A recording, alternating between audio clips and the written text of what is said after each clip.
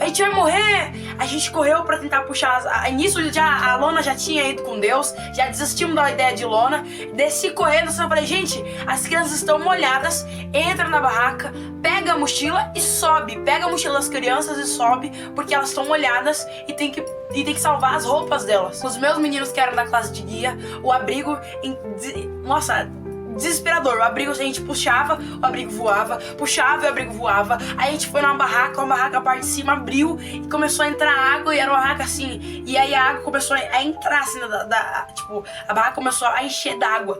E a gente assim, desesperado. E o pessoal gritando, a gente vai morrer, a gente vai morrer, a gente vai morrer. No meio da confusão, um dos meus bravadores que entrou dentro do abrigo pra poder tirar a mochila dele, o abrigo despencou em cima dele.